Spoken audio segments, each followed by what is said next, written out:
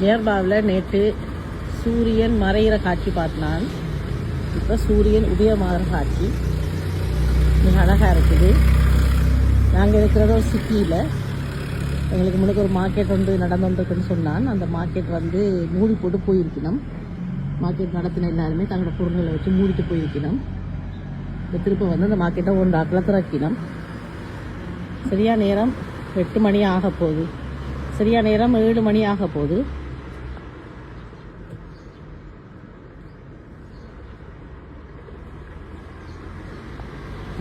நல்ல அழகான சூரிய உதயம் இது.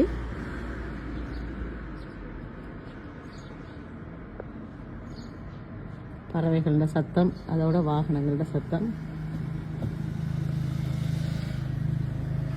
வெள்ளன்வத்தில் அமைக்கப்பட்ட கட்டடங்கள், நல்ல மனிதர்களும் இங்கே இருக்கணும். யாரும் தொந்தரவு பண்ணுறதில்ல. வெளிநாட்டிலேருந்து வந்திருக்கிறோமேனு பார்க்கல. நான் பொட்டு வச்சோடு தெரிகிறேன். பொட்டு வச்சுக்கணுமே இவன் என்ன எங்கேருந்து வந்திருக்கணும் எந்த இதுவும் இல்லை. ஏன்னா இங்கே டூரிஸ்ட் வந்து அதிகமாக வாராக்கள் போல் இருக்குது. அதால் அவைக்கு அந்த பழக்கமாக இருக்குமென்னு நினைக்கிறேன். ஆனால் பிரான்ஸ் நாட்டில் இந்த நாட்டை சேர்ந்தவர்களும் இந்த நாட்டுடைய உறவினர்களும் மற்ற நாடுகளை சேர்ந்தவர்களும் தெரியும் உங்களுக்கு. அல்ஜீரியன், மரோக்கன், துனிசியன் இருக்கணுமாங்க.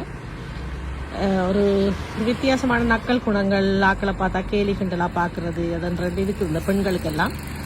ஆனால் இங்கே இருக்கிற பெண்கள் அப்படி இல்லை. ஒரு நல்ல பெண்களாக யாரையும் எதையுமே பார்க்காம தங்கட வேலையை மட்டும் பார்த்து கொண்டு போகிறாக்கலாம். மற்ற நல்லா வரவேற்கணும், கதைக்கணும் என்று சொல்லி நல்ல மாதிரி செயல்படுகணும். நான் நிற்கிறது ஒரு தீவில் தான், துனிசியா நாட்டில் இல்லை. துனிசியா நாட்டுக்கு உரிய ஒரு தீவு. அந்த தீவுக்குன்ற பண்பாடு இருக்குது. துனிசியா நாட்டுக்கு போனால் சில நேரம் நீங்கள் சொன்ன மாதிரி கள்ளர்கள் அப்படியான பிரச்சனைகள் இருக்கக்கூடும். கட்டாயம் இல்லாமல் இருக்காது. ஏனென்று சொன்னால் அது ஒரு நாடு. இப்போ இது ஒரு சின்ன குட்டி தீவு தான். இங்கே நான் போலீஸ் ஸ்டேஷன் எல்லாம் பார்த்தேன் நான். ஆனால் ரோட்டால் போலீஸ் போனது மாதிரி நான் காணல. ஏன்னா மக்கள் அமைதியாக தான் செயல்பட்டு கொண்டிருக்கணும். நான் சொன்ன மாதிரி இங்கே ரவுண்ட் அபவுட் தான் இருக்குது. சிக்னல் லைட் இல்லை.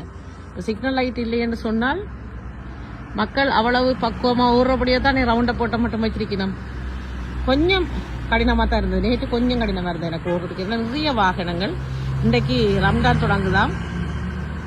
ரம்ஜான் தொடங்குறதால வாகனங்கள் நிறைய கண்டன். சில நேரம் நேற்று தான் நிறைய வாகனங்கள்லாம் தெருவில் கண்டன். வீதிகளில் கொஞ்சம் கடினமாக இருந்தது ஓடுறதுக்கு வாகனங்களை. மற்றபடி ரூல்ஸ் எல்லாம் சரியாக தான் ஓடிக்கணும்.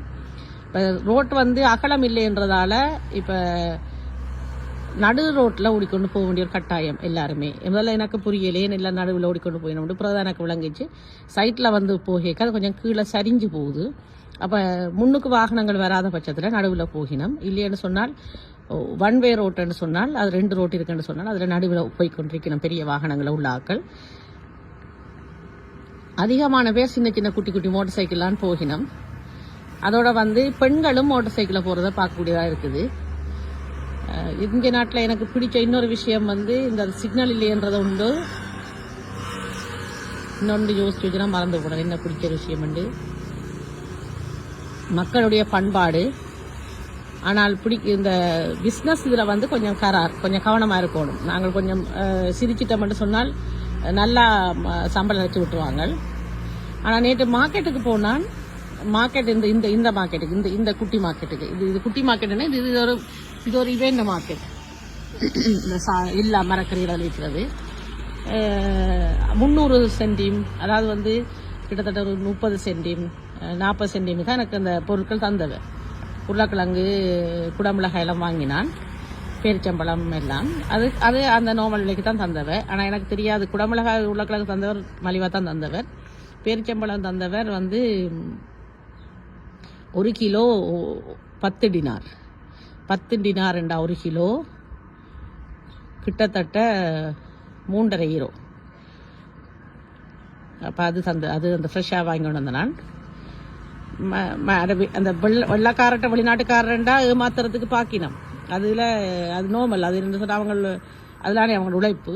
மற்றபடி நல்ல ஒரு சம்பிரதாயமான நல்ல சமுதாயமான மக்களாக இருக்கணும். நானும் கதைக்க சூரியனும் மேலே மேலே வந்துருக்கிறார். அவரை பார்த்தா நான் கதைச்சு கொண்டிருக்கிறேன். அது அழகான ஒரு சூரியோதயம். இன்றைய நாள் உங்களுக்கு நல்ல ஒரு நாளாக அமையட்டும். வாழ்த்துகள்.